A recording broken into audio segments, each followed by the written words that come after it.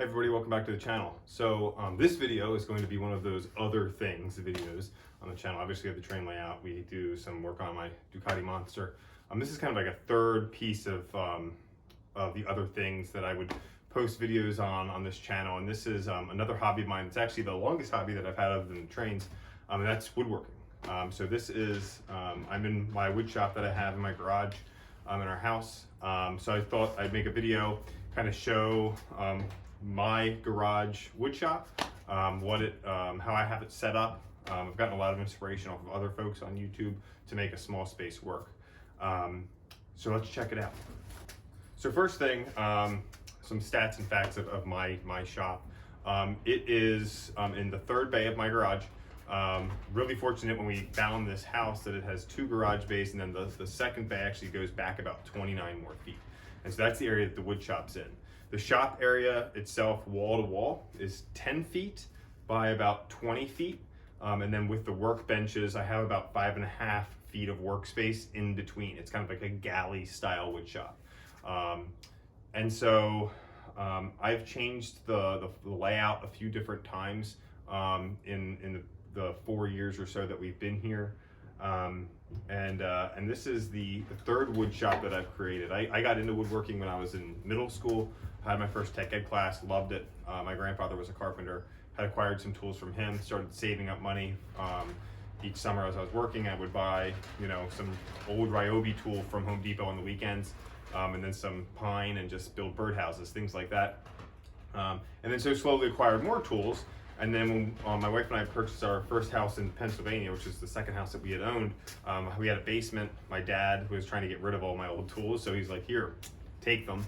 And so I got back into the hobby, created a wood shop in my basement there. If I have any pictures from that, put them on here now. But then we moved here, was able to kind of do a shop in the garage, which is obviously a lot better for ventilation and things like that. Temperature control is a little bit more difficult, but we can talk about some of the things that I've done for that too. So let's go ahead and take a tour of take a tour of the shop, talk about some of the tools that I have and that I use at this point in time, and yeah, go from there. So first things first, the shop kind of begins here. I've got a fridge, stand-up freezer, and then some cabinets that I built, and this is kind of where the shop begins. If we zoom out, you can kind of see I've got really high ceilings out here, which is really handy. But so this space here is at 5.5 feet. We've got from the blue flooring to that back wall, I've got 20 feet, and obviously I can't use all of that because of the table saw and whatnot, and you'll see kind of how I've made that work. But we'll start here at this workbench. This is a workbench that I had gotten back when I was in probably high school, and then moved from house to house, and then finally made its way here. So this is my main kind of work planning bench area.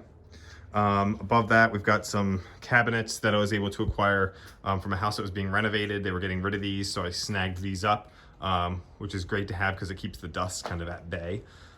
If you have a shop of any kind, I highly recommend shelves that have doors. Over here is the miter saw stand, and this is something that I built myself after looking at some other wood shops on YouTube. I decided that I needed something like this. So let's check this out. Let's dive in.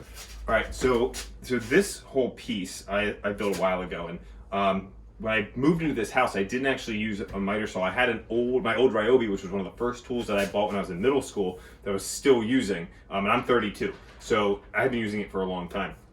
I had purchased a secondhand rigid radial arm saw that I had in my last shop. It was great. I loved it. I had some issues with it cutting square, and so it did its job for about 3 years. When I moved into this space, that radial arm saw came off the wall pretty far, probably another 8 to 12 inches from where this miter saw stand ends. And so because of that, it really limited the space that I had to do anything else. So I decided, let's go ahead and sell that.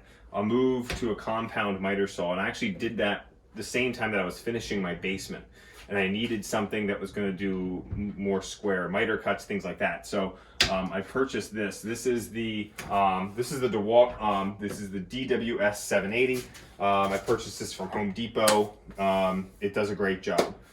If I had any complaint and regret of this saw for my shop, it's that the sliding arm goes straight back. You know, I think there's a couple manufacturers, you know, Festool, the Capex, the slides are actually out front, so you can be really close against your wall. You know, this thing is punching the drywall on the backside, so I had to pull it out further. And then because it's that long sliding miter saw, this piece sticks out. So a lot of times when I'm not using this saw or kind of doing any things in the shop, I actually usually just slide this piece over kind of like that to kind of get it out of the way a little bit more. But I built this whole stand out of these shelves, or these drawers rather, and these have different things. Paint brushes, router bits. In here I've got some, you know, just hinges, just, you know, spare hinges, things like that. Over here, this one we've got boxes of screws, you know, a couple other knickknacks, things like that, and then spray paints and spray sealers are in this one. This drawer here is not done, obviously, and this has probably been this way since I built this this thing. I haven't put the final base on, but this is all painting supplies, you know, caulk gun, painter's tape, rollers, things like that are all stored in here. And then down below, this is part of my shop renovation, and we'll dive into some of those things. I've got some tools stored underneath. That is something that I changed up, and we'll come back and talk about that in a little bit. Scrap wood, trash can, and then over here I've got some open kind of shelves that I haven't really finalized yet, so this has a whole bunch of different things in it. We can dive into those at another time. If we come over this way, I've got some more shelves. Found these guys on Facebook Marketplace years ago for like $50, and they're huge. They come out really far, but they actually work out really well for this area. And in here, I've got a whole bunch of stuff, paint, stains.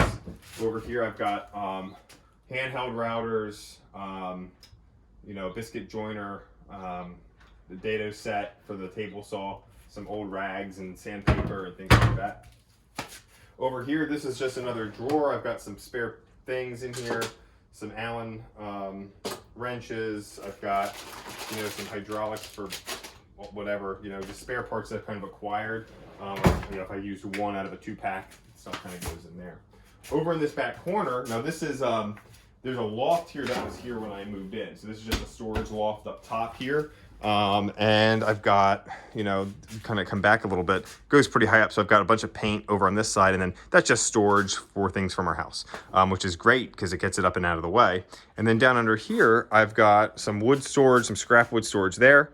Underneath that tarp is an old Delta Rockwell joiner that was my grandfather's, that still works. It's a little beat up, but it does get the job done. I don't use it all that often. I typically try to have the lumber yard. I'll ask them to just join it quickly just because it's faster than getting that old thing out.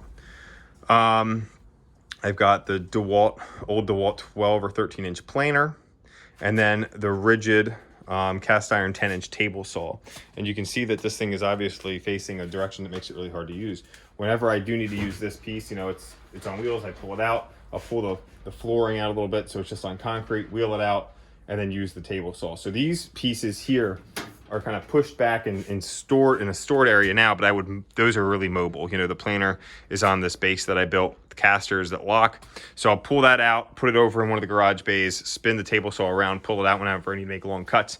The problem is I can't get behind it. I don't have an outfeed table from this. So that makes cutting really, really tricky on this table saw, which is why I've upgraded to a track saw for those really, really long cuts.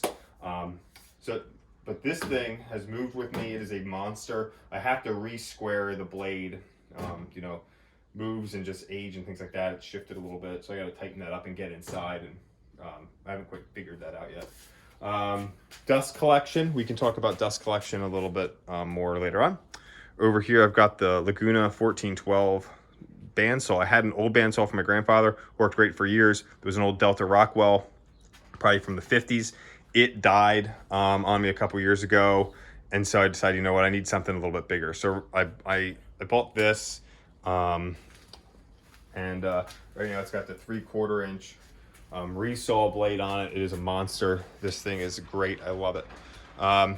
Old Delta disc belt sander from when I was in middle school. I've got a router table here with the Ryobi. This is a new Ryobi router for an old router table. This was one of the first things that I bought when I was in middle school from Home Depot. The router died, so I bought a new cheap Ryobi router to stick on that. If we come over here, I then just have a workbench, and this workbench is great. I've got it on, it flips up and then flips down, so I can flip it down and get things stored here like bikes and things like that in the garage, which makes, you know, just frees up some space. Up above, we've got some, obviously I've got my main wood storage rack here, some nail guns and things like that, a jigsaw down below, air compressor, old Pancake air compressor, I've had it for years. The Festool dust extractor with the HEPA filter, that is, that's newer, you know, and I've got a Festool sander that I just bought. We'll do some reviews on those later. My old rigid dust shop vac has lasted forever. It's actually outlived the second dust vacuum that I had in my last shop, died. So this thing's a beast, and it does a great job of cleaning up that big stuff around the shop.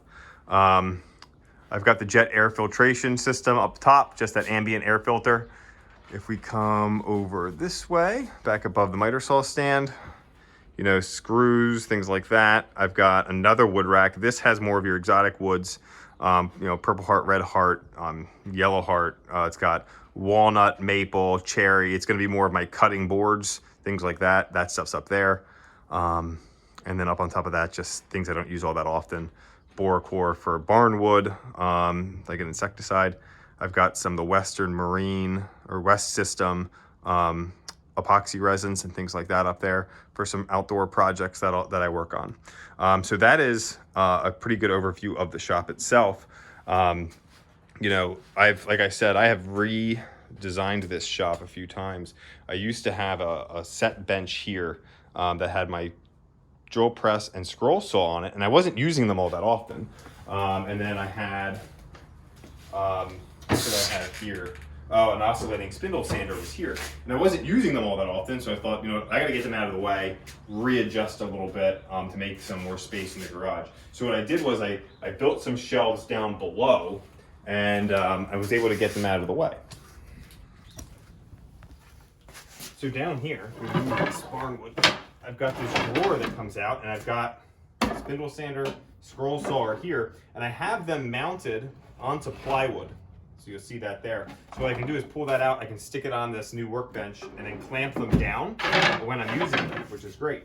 And then over here in the middle, I have to put a handle on this still. This slides out, it's got my drill press on it, and then just a tendoning jig as well, it just sits on that too. You know, I've got this one's on sliders with the wood, scrap wood. You know, I've just got, it just makes it a lot easier to be able to pull those things out, but it kind of gets them down and out of the way. I'm still thinking about putting maybe a facade on that or something to keep the dust away. It doesn't look all that great right now, but it gets the job. So that's a quick speed tour of my shop and the tools that I have. I'll do another video that goes through my dust collector. That was one of the main upgrades that I had made in this shop. That was needed, and it does a great job, and so we can talk about that a little bit and talk about some of the projects that I do out here. You know, I do some bigger projects. You know, I just started using kind of more reclaimed barnwood. That's challenging and fun. So maybe I'll show you some clips and things like that of those things. I know there's a lot of stuff on YouTube, but this is another one of my hobbies. As I said, one of the other things on my channel. So if you like it, hit subscribe, like the video. We'll do some more installments of woodshop pieces, woodshop videos on the channel too. So thanks for watching. Appreciate a like or subscribe. Take care.